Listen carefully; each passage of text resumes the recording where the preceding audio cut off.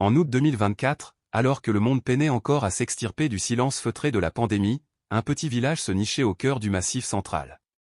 C'était un de ces lieux qu'aucune carte n'osait revendiquer avec audace, un repli de la terre où les collines ondulaient comme une mer de verdure, où de la mousse épaisse couvrait les clôtures en bois centenaire et où les prières, bien que murmurées par des âmes de confessions diverses, semblaient se dissoudre dans les mêmes nuages bas et cotonneux. La vie était d'une simplicité désarmante. Les journées commençaient avec le chant cristallin des merles et s'achevaient à la lueur vacillante des bougies derrière des murs en pierre et bois. Une odeur de pluie, persistante et profonde, imprégnait tout, la terre sombre et fertile, les toits de tuiles ou de chaux musés par les saisons, et même les vêtements qui séchaient lentement sous des auvents bas. Les routes n'étaient guère plus que des chemins de terre serpentant parmi les champs et les vignobles en terrasse, des sentiers creusés par des générations de pas. Le seul son constant était le murmure d'un ruisseau de montagne qui glissait à travers la vallée tel un ruban d'argent liquide. Plus haut sur le versant, se dressait une ancienne abbaye de montagne, bâtie avec des pierres qui avaient bravé des siècles de tempêtes. Son toit s'incurvait avec la grâce des ailes d'une grue, et le hall principal embaumait l'odeur d'encens et de cire d'abeille, un parfum sacré accumulé par d'innombrables cierges consumés. Les voyageurs en quête de quiétude venaient ici, cherchant la guérison, le pardon, ou simplement le silence pur que la montagne offrait généreusement. Parmi les moines qui y vivaient se trouvait frère Léo, un homme de 34 ans, connu tant pour sa dévotion que pour sa discipline de fer. Il était arrivé sur cette montagne alors qu'il n'était qu'un jeune garçon, après qu'une tragédie eût anéanti sa famille. Les moines l'avaient recueilli, lui avaient appris à chanter les psaumes, à méditer, à écouter profondément le silence entre les sons. Avec le temps, Léo était devenu respecté, non parce qu'il recherchait le pouvoir ou une position, mais parce qu'il aspirait à une pureté absolue. Cependant, la pureté, lorsqu'on la saisit avec trop de force, peut devenir tranchante. Léo voyait le monde en termes de quiétude et de vérités immuables. L'abbaye était le sanctuaire où résidait la vérité, et tout ce qui se trouvait à l'extérieur, en particulier les autres formes de culte, lui paraissait flou, illusoire. Il ne méprisait pas ceux qui croyaient différemment, il les plaignait, plutôt. Dans son cœur, il était convaincu qu'il ne comprenait tout simplement pas la voie unique et véritable. Pendant de nombreuses années, les montagnes furent un havre de paix. Mais après que la pandémie eut balayé le monde, le deuil s'infiltra même dans ce lieu reculé. Des familles descendaient de la montagne, portant de l'encens, des fleurs et des photographies encadrées de ceux qui étaient partis. Certains venaient demander les prières des moines. D'autres cherchaient simplement du réconfort en se tenant aux côtés d'autres personnes en deuil. Puis, quelque chose de nouveau arriva. Au pied de la montagne, juste au-delà du ruisseau qui séparait les terres de l'abbaye des terres agricoles du village, des volontaires venus de l'extérieur arrivèrent pour construire un petit oratoire. Ils vinrent discrètement, sans fanfare ni cérémonie. La plupart étaient des habitants de la région revenus des villes pendant la pandémie. D'autres étaient des travailleurs philippins qui connaissaient la douleur de perdre des êtres chers loin de chez eux. À leur tête se trouvait un jeune prêtre nommé Père Thomas. D'une voix douce et avec un regard bienveillant, il n'apportait pas seulement les écritures, mais aussi des médicaments, des couvertures, du pain et du vin pour les villageois touchés par la crise récente. Il avait avec lui une petite statue de la Vierge Marie en pierre locale, de la taille d'un avant-bras, sculptée dans la roche de la région. Il la plaça près du ruisseau, sous un arbre en fleurs où des bougies pouvaient être allumées en toute sécurité. Il n'y avait ni cloche, ni bannière, ni prêche bruyant, seulement des prières silencieuses qui se mêlaient au bruit de l'eau. Au début, personne ne le remarqua vraiment. Mais bientôt, les villageois commencèrent à faire une pause près de la statue. Un fermier déposait une branche de jasmin. Un père inclinait la tête en signe de respect. Une mère allumait une petite bougie dont la flamme dansait au bord du courant. Certains priaient, d'autres restaient simplement là, silencieux, à regarder l'eau s'écouler. Leur geste était simple, sans prétention, doux. Et cette présence douce troublait frère Léo plus que si les nouveaux venus avaient crié leur foi à tue-tête. Depuis son point d'observation sur les marches de l'abbaye, il voyait les villageois changer de direction lors de leur promenade, faisant un détour vers la statue. Ils n'abandonnaient pas l'abbaye. Ils venaient toujours faire des offrandes, respirer l'air chargé d'encens. Mais leur cœur semblait attiré par autre chose, quelque chose de nouveau, quelque chose qu'ils ne pouvaient contrôler. Léo sentit un nœud se serrer dans sa poitrine. Il se disait que c'était de l'inquiétude, la peur que les villageois ne s'égarent. Mais en vérité, c'était de la peur. La peur que sa foi ne soit peut-être pas la seule réponse. Cela commença par des murmures. « Cela m'apporte la paix », dit une femme. « Mon fils est parti, Pourtant je ressens du réconfort ici. Léo entendit ces chuchotements les jours de marché et sentit sa mâchoire se crisper. La paix, pensait-il. Le réconfort. Avait-il oublié l'abbaye? Avait-il oublié les enseignements pour lesquels il vivait et respirait? Un soir, après avoir balayé la cour de l'abbaye, il s'assit en tailleur devant une lampe à huile. Des ombres dansaient sur son visage austère. Il essaya de calmer son esprit, de laisser les pensées se dissoudre comme on le lui avait appris depuis l'enfance. Mais ses pensées s'accrochaient à la statue près du ruisseau. La présence d'un autre objet de foi, juste au pied de la montagne, brûlait dans son cœur comme une épine. Il tenta de faire part de ses préoccupations à l'abbé Pierre, mais l'ancien écouta seulement en silence, ses yeux profonds ne trahissant aucune émotion. Après une longue respiration, l'abbé dit, l'eau emprunte de nombreux chemins, mais retourne toujours à la même mer. Léo s'inclina, mais à l'intérieur, son esprit tremblait. Tout le monde ne peut pas accepter une telle simplicité. Pas quand l'orgueil ancre silencieusement le cœur. Le lendemain, Léo se tenait sur le sentier à flanc de falaise, observant les villageois se rassembler près de la statue. Leurs mains portaient des fleurs et des bougies. Père Thomas priait doucement, sa voix à peine plus forte que le murmure du ruisseau. Léo ne pouvait pas entendre les mots, mais il imaginait un jugement derrière eux. Il sentit la colère monter, non pas ardente, mais froide et dure comme la pierre. Cette montagne a été gardée par notre abbaye pendant des générations. Leurs prières, leur foi étrangère n'ont pas leur place ici. Il serra les poings. Dans le silence de son esprit, il murmura des mots jamais prononcés à voix haute, « Mon chemin est le vrai chemin », et cette croyance, autrefois si pure, commença à se tordre. L'histoire de la statue se répandit rapidement, non pas comme une rumeur, mais comme un espoir.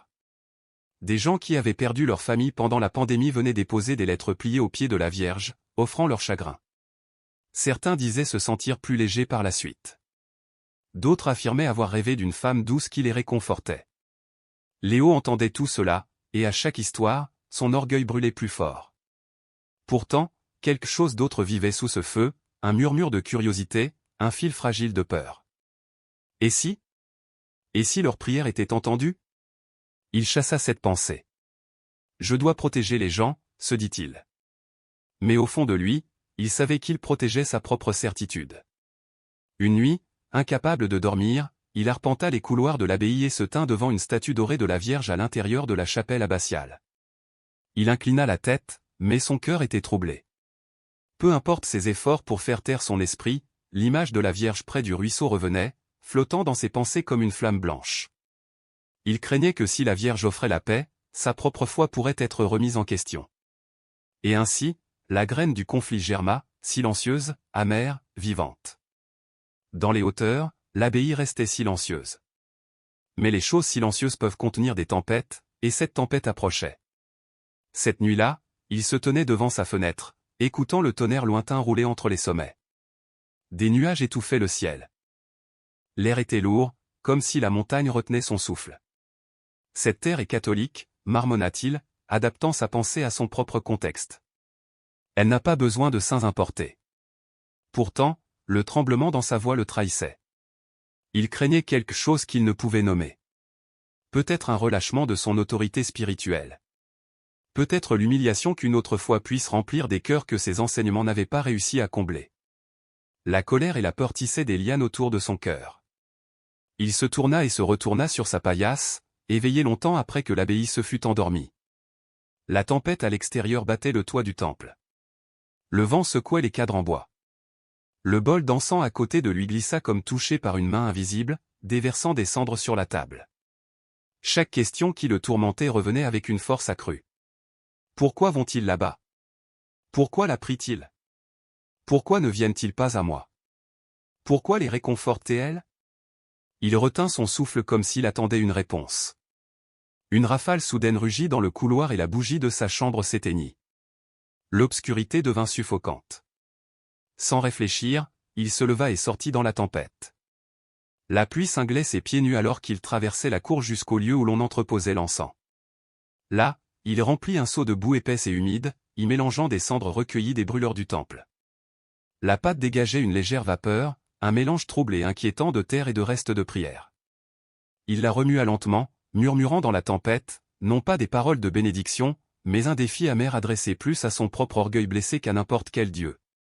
S'il croit qu'elle a du pouvoir, qu'elle le montre. Le vent hurla en réponse. Le seau à la main, il descendit le sentier de la montagne. Le brouillard l'enveloppait comme des fantômes. Le ruisseau en bas murmurait, sa voix douce dans la tempête. La statue blanche se tenait près de l'eau, scintillante de gouttes de pluie, semblant étrangement vivante sous le clair de lune intermittent. Elle semblait le regarder. Cette pensée le mit en rage. Tu n'as pas ta place ici. Sa voix se brisa. Tu voles leur cœur. Tu affaiblis leur foi. Son souffle tremblait. Le tonnerre déchira le ciel.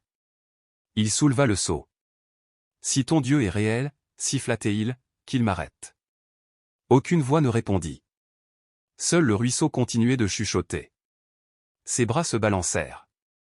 La boue éclaboussa le visage de la statue, épaisse et sombre, souillant ses traits doux. Elle couvrit ses yeux, ses joues et sa robe, dégoulinant lentement comme de l'argile sanglante. Pendant un battement de cœur, il n'y eut que le silence. La pluie s'adoucit. Le vent tomba. Léo sentit son propre souffle résonner dans le calme.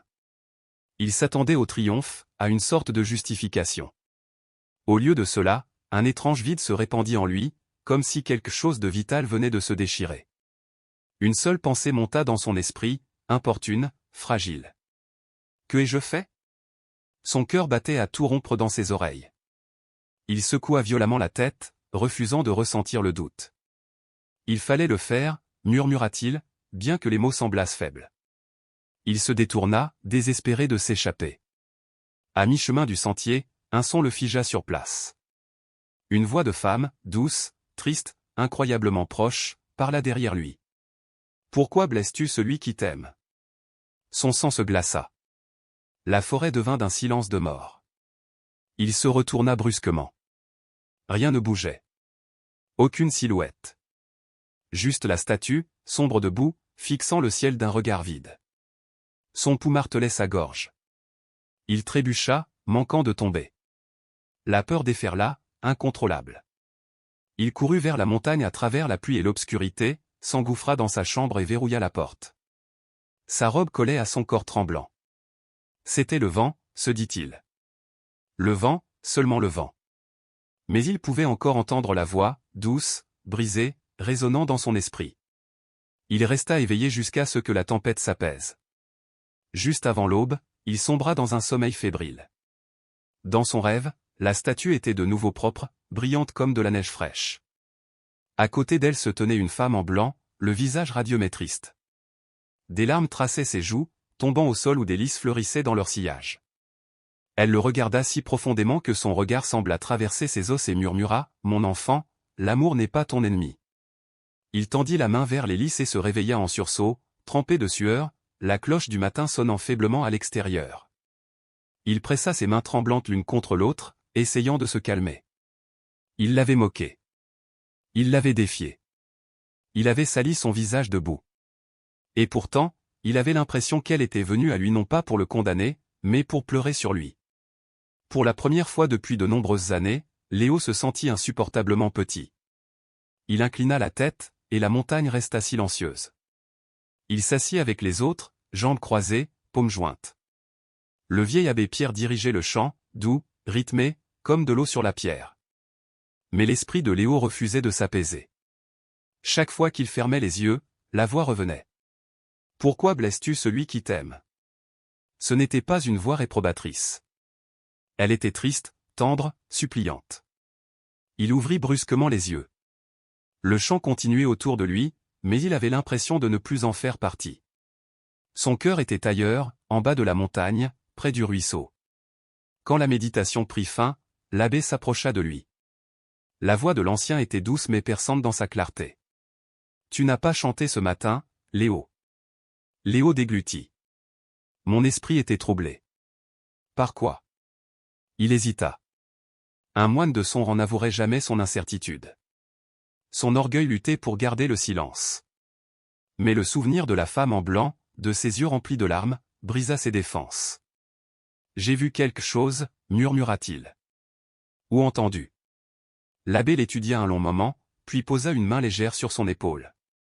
La peur entre souvent lorsque le cœur n'est pas honnête avec lui-même. Il y a une histoire oubliée depuis longtemps, celle d'un esprit qui habite ces collines. Une présence maternelle. Elle ne rend visite qu'à ceux dont le cœur est brisé. La voix de Léo revint dans une déglutition sèche. Mon cœur n'est pas brisé.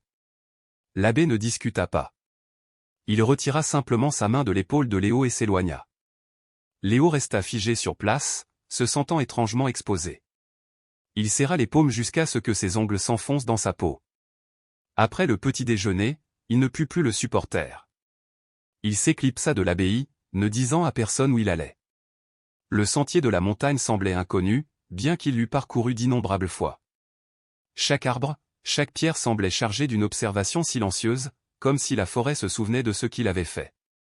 Le brouillard s'accrochait aux racines comme de la laine. L'air sentait la pluie et les feuilles mouillées. Quand il atteignit le ruisseau, il s'arrêta si brusquement qu'il manqua de trébucher. La statue était là où il l'avait laissée, mais la boue qu'il avait jetée sur elle avait disparu. Pas une trace, pas une tache, rien. Son visage blanc brillait faiblement dans la lumière matinale, serein, comme si rien ne l'avait jamais touché. Le souffle de Léo se coupa. Il s'approcha lentement, pas à pas, incapable de détourner le regard. Sur la pierre sous elle, de faibles traînées d'humidité s'accrochaient à la surface, séchées en traces délicates comme des larmes. Il tomba à genoux sans le vouloir. Le monde autour de lui devint silencieux, comme si la montagne retenait à nouveau son souffle. « Comment » murmura-t-il. Ses mains tremblaient. Il tendit la main vers la joue de la statue, s'attendant à la trouver chaude. Au lieu de cela, la pierre était fraîche, mais pas froide. Elle semblait étrange, presque comme une peau vivante. Il retira sa main vivement. À la base de la statue, une fleur poussait, un unique lys, d'un blanc pur, fragile, mais défiant la vie. Le sol autour était encore rocailleux, intact de tout jardinier. Il n'aurait pas dû pouvoir pousser là. Pourtant, il se tenait droit, face à la lumière du matin. Léo sentit un tremblement parcourir tout son corps. Le souvenir de son rêve revint, la femme en blanc, ses larmes devenant des lys. Il sentit une oppression douloureuse dans sa poitrine, comme si le rêve s'accrochait encore à lui. Il inclina la tête, tremblant, et une seule larme glissa sur sa joue, assombrissant la poussière sous lui. Sans réfléchir, il murmura « Je suis désolé ». Les mots sortirent d'eux-mêmes, bruts, fragiles. Mais dès qu'ils quittèrent ses lèvres, il sentit un soulagement, comme une pierre roulant loin de son cœur. Il resta agenouillé longtemps. Le ruisseau murmurait à côté de lui, doux et calme, comme pour le consoler. La brise de la montagne le caressait comme la main d'une mère sur un enfant effrayé. Finalement, des voix s'élevèrent des arbres. Des villageois s'approchaient du ruisseau, apportant des bougies et des fleurs. Léo paniqua. Il ne voulait pas qu'il le voie. Le fier moine agenouillé devant la statue qu'il avait tenté de profaner. Il se leva maladroitement et se précipita dans la forêt, se cachant derrière un bouquet de bambous. De là, il observa. Les villageois poussèrent des exclamations en voyant le lys. Certains tombèrent à genoux. D'autres murmurèrent des prières. Une femme âgée, Monique, le dos courbé par l'âge, toucha les pétales avec des doigts tremblants. Des larmes coulaient sur son visage. « Mon fils est mort l'hiver dernier », chuchota-t-elle. « J'ai prié pour la paix. Elle m'a entendu. » Léo sentit une douleur étrange au fond de sa poitrine. Un sentiment qu'il n'avait pas connu depuis l'enfance. Quelque chose de tendre, de lumineux, quelque chose comme un désir ardent. Il ne pouvait pas rester caché. Son cœur le poussait en avant. Il sortit sur le sentier, des branches craquant sous ses pieds. Les villageois se tournèrent, leurs yeux s'écarquillèrent, non de peur, mais d'un émerveillement silencieux. Ils savaient qu'il s'était opposé à cette statue. Peut-être certains soupçonnaient-ils ce qu'il avait fait. Pourtant, personne ne parla durement. La vieille Monique s'approcha de lui, s'appuyant lourdement sur sa canne. « Vous êtes venu » dit-elle doucement. Léo baissa le regard. Il ne pouvait pas croiser ses yeux. « J'ai offensé ce lieu. » Sa main se leva, ridée et chaude, touchant son bras. « Tous les cœurs qui souffrent sont les bienvenus ici » murmura-t-elle. « Même le vôtre. » Il sentit sa gorge se serrer. Il essaya de parler, mais sa voix le trahit. Père Thomas s'avança. « Frère Léo. » Léo tressaillit à la douceur de la voix du prêtre. J'ai vu de la boue ici hier, continua Thomas. Aujourd'hui, elle a disparu. Léo ne pouvait le nier. Ses lèvres tremblaient. C'est moi qui l'ai causé. Le silence tomba sur le ruisseau. Seule l'eau bougeait. Il attendit la condamnation, la colère. Rien ne vint. Père Thomas hocha simplement la tête, les yeux calmes, remplis d'une compassion qui ne laissait à Léo aucune place pour se cacher. Parfois, dit doucement le prêtre, Dieu nous permet de briser ce que nous ne comprenons pas, afin qu'il puisse guérir ce que nous ne savions pas être blessés. Léo sentit son souffle s'arrêter. Il leva lentement les yeux. L'expression de Thomas ne contenait aucun jugement, seulement de la tristesse, comme s'il portait lui aussi des blessures. « Je ne comprends pas », murmura Léo. « Vous comprendrez, » dit Thomas. Avec le temps. Les villageois reprirent leur prière. Léo se tenait sur le côté, incertain, se sentant à la fois indigné et incapable de partir. Le lys se balançait dans le vent comme s'il s'inclinait devant lui, l'invitant à s'approcher. Il s'avança lentement. Il s'agenouilla de nouveau, cette fois, non par peur, mais par abandon. Son front toucha la terre. Les larmes coulaient librement. Il ne priait pas avec des mots. Il ne savait pas comment. Il ouvrit simplement son cœur et laissa la vérité déferler en lui. Il avait eu tort. Son orgueil l'avait aveuglé. Sa peur l'avait égaré. Pourtant, malgré tout cela, il se sentait pardonné. Il leva les yeux vers le visage de Marie. Ses yeux de pierre semblaient briller, non pas de jugement, mais d'une tendresse infinie qui le brisa complètement. Sa voix sortit comme un murmure, nue et tremblante. « Apprenez-moi. » Des années plus tard, la quête de Léo pour comprendre le mena à Lourdes. Il n'était plus le moine rigide, mais un serviteur silencieux, balayant les feuilles, aidant les pèlerins malades, son cœur encore en train de guérir. Mais l'orgueil est une racine profonde. Un jour, dans la foule près de la grotte, une dispute théologique éclata. Un homme criait des blasphèmes, se moquant de la foi des pèlerins. L'ancien feu de Léo, la froide colère de celui qui croit détenir la seule vérité, s'enflamma. Oubliant des années d'humilité, il se jeta sur l'homme, non pour le calmer, mais pour le faire taire. Le chaos éclata. Père Laurent, un prêtre d'âge mûr, tenta de s'interposer, plaidant pour la paix. Dans sa fureur aveugle, Léo le repoussa violemment. Le prêtre tomba lourdement, sa tête heurtant la pierre. Un cri d'horreur traversa la foule. Le sang coula. La terre sous Lourdes sembla s'arrêter, comme si le monde lui-même retenait son souffle. La foule, encore sous le choc de ce que Léo venait de faire, le regardait avec une crainte mêlée d'effroi. Le même jeune homme qui avait autrefois souillé la Sainte Mère de boue se tenait maintenant immobile, tremblant, des larmes coulant sur son visage comme si son âme venait de se briser en deux. C'est alors qu'une lumière douce, irréelle, emplit la grotte. La présence de la Vierge se manifesta, non pas en chair et en os, mais comme une chaleur palpable, une radiance qui planait au-dessus du prêtre blessé. Elle ne s'était pas estompée, au contraire, elle brillait d'une chaleur encore plus profonde, comme si son cœur battait pour tous ceux qui se tenaient devant elle, croyants, sceptiques et pécheurs. Père Laurent exhala lentement. Ses mains, quelques minutes plus tôt couvertes de sang, étaient maintenant propres. La blessure avait disparu. Il posa une paume sur sa poitrine, puis regarda Léo avec une expression qui ne contenait aucune accusation, seulement de l'amour. Léo tomba à genoux. Je ne comprends pas, murmura-t-il. Pourquoi? Pourquoi m'aiderait-elle après ce que j'ai fait? La voix douce de la Vierge résonna, non pas à voix haute, mais à l'intérieur de chaque cœur. Mon enfant, la miséricorde ne se mérite pas, elle se donne. Léo s'effondra. Ses sanglots résonnèrent dans la grotte, brute et vulnérable. Les gens autour de lui pleuraient aussi. Soudain, le ciel changea. Les nuages tourbillonnèrent lentement, formant un anneau brillant au-dessus de leur tête. Une lumière se déversa comme une douce cascade, dorée, blanche et bleu cristal. Une jeune fille, Léa, aveugle depuis l'enfance, cligna rapidement des yeux. Sa mère haleta. « Maman, je peux voir. Je peux te voir. » La foule explosa. Un homme qui boitait depuis 30 ans se redressa. Une autre femme laissa tomber sa béquille, stupéfaite. De discrets miracles fleurirent partout, en même temps. Léo regarda ses mains, les mêmes mains qu'il avait utilisées pour blesser. Elles tremblaient, brillant faiblement de la lumière de la grâce. La Vierge le regarda avec une tendresse maternelle. Reviens, non parce que tu es digne, mais parce que tu es aimé. Léo inclina la tête. Que dois-je faire? Aucune réponse ne vint en mots, mais une certitude profonde l'envahit.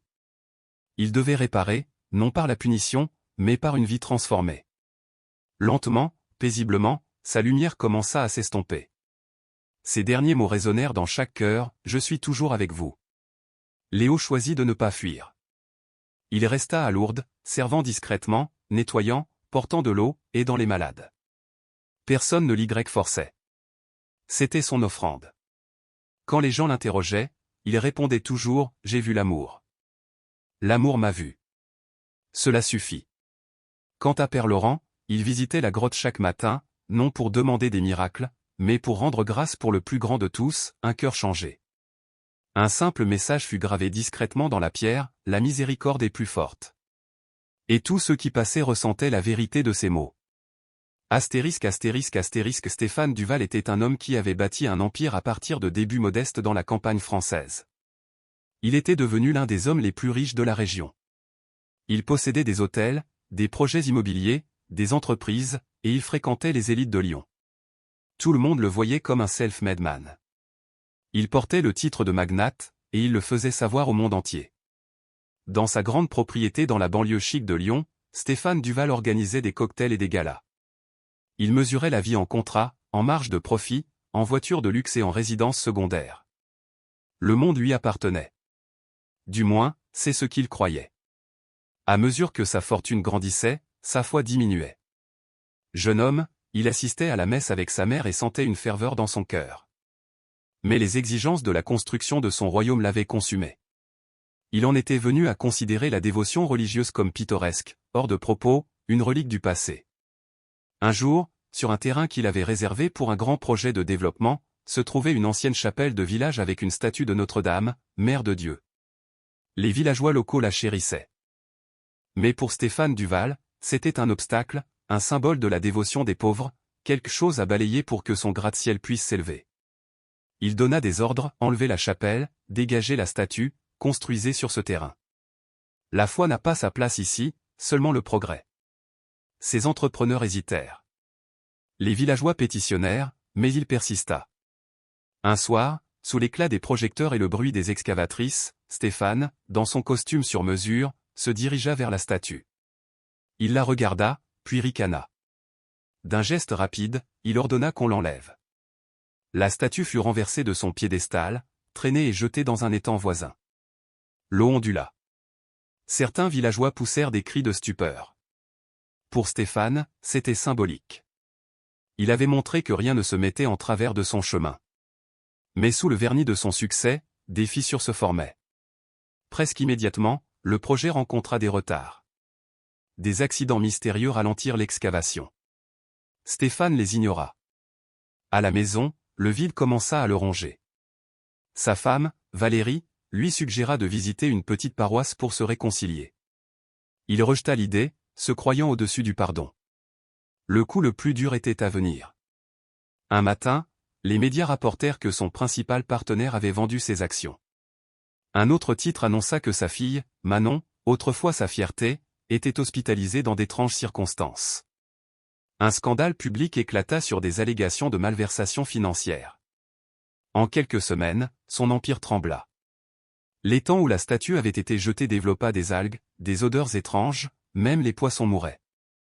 Un prêtre local, Père Philippe, dit discrètement à un villageois, « Quand nous traitons le sacré avec dédain, nous ne voyons peut-être pas le coup immédiat, mais l'âme, elle, le sait. » Stéphane se moqua des rumeurs. Mais à l'intérieur, il ressentait une terreur inconnue. Il commença à faire de sombres rêves de tours qui s'effondrent, de solitude absolue. La chute fut rapide. Les investisseurs se retirèrent. Les poursuites judiciaires suivirent. Valérie le quitta pour une vie plus tranquille à l'étranger. Manon, bien que convalescente, ne lui parlait plus. Il se retrouva dans les couloirs vides de sa propriété, résonnant de silence. C'est dans ce moment d'humiliation qu'il comprit ce qu'il avait rejeté, la foi n'est pas une décoration, c'est une bouée de sauvetage. Un soir, seul dans son bureau obscur, il se souvint de la statue. « Pourquoi ai-je fait ça ?» pensa-t-il. Il ressentait la peur de tout perdre, oui, mais plus encore, la peur d'être irrémédiable. Il contacta la petite paroisse où se trouvait l'ancienne chapelle. Il frappa à la porte. Père Philippe, un humble prêtre, lui ouvrit. Il reconnut le visage de l'homme dont l'équipe avait enlevé la statue. Ils s'assirent dans une pièce simple et froide. Stéphane put à peine parler au début. Il admit, j'ai eu tort. Je pensais que l'argent suffisait. Mais maintenant, j'ai tout perdu. Peut-être que je me suis perdu aussi. Le prêtre écouta, puis dit doucement, vous avez encore une âme. Vous avez encore une chance. Mais cela exigera de l'humilité, une confession et un renoncement à votre ancienne vie. Il proposa d'aider Stéphane à remettre la statue, à restaurer la chapelle. Stéphane recula d'abord. Les gens se moqueront de moi. Pourtant, à l'intérieur, il n'avait plus rien d'autre. Il accepta. Ce qui suivit fut un lent et douloureux processus de restauration. Stéphane vendit ses principaux actifs. Il réduisit son train de vie. Il se rendit au village. Il s'agenouilla au bord de l'étang. Il demanda pardon. Il ordonna que la statue soit récupérée. Elle fut nettoyée, replacée sur un nouveau piédestal. Une petite plaque fut ajoutée, en mémoire de l'humilité retrouvée. L'ancienne chapelle fut rouverte pour la messe. Stéphane y assistait, discrètement, au fond, non plus en magnate, mais en pénitent. Pendant cette période, de nombreuses coïncidences se produisirent. L'eau de l'étang s'éclaircit, les poissons revinrent. La paix qu'il n'avait jamais connue commença à s'installer. Sa fille Manon revint, hésitante. Je voulais que tu saches que je crois encore en toi. Pas le magnate, mais le père. Il pleura. Dans le dernier chapitre, Stéphane découvrit que la restauration est une décision quotidienne. Il créa une petite fondation dédiée à aider les pauvres. Il réduisit son propre salaire au minimum. La chapelle devint un centre de guérison. Chaque dimanche après la messe, Stéphane se tenait à l'écart pendant que des volontaires servaient des repas aux nécessiteux. Il frottait les sols, distribuait des couvertures et ne demandait rien en retour. Un soir, alors que le crépuscule tombait, une femme s'approcha de lui. « C'est moi qui vous ai supplié de laisser la statue, dit-elle. Je veux vous remercier. Vous avez changé. » Stéphane sourit doucement et répondit, « C'est moi qui avais besoin d'être changé. » Sa fille se maria dans cette chapelle. L'étang, autrefois immonde, fut transformé en un petit bassin de réflexion. À la fin de son parcours, il se tenait à la frontière de son passé et de sa nouvelle vie. Il réalisa que l'empire qu'il avait autrefois bâti pouvait disparaître demain. Mais ce qui importe, c'est la vie qu'il mène maintenant, enracinée dans l'amour, l'humilité et le service. Alors que la cérémonie se terminait, le prêtre de la paroisse dit à l'assemblée, que cette histoire soit un rappel. Lorsque nous nous vantons, nous tombons. Lorsque nous nous soumettons, nous sommes élevés. Et Stéphane, autrefois fier, maintenant silencieux, posa sa main sur la base de la statue et murmura, « Merci, ma mère, de ne pas m'avoir abandonné quand je vous avais quitté. »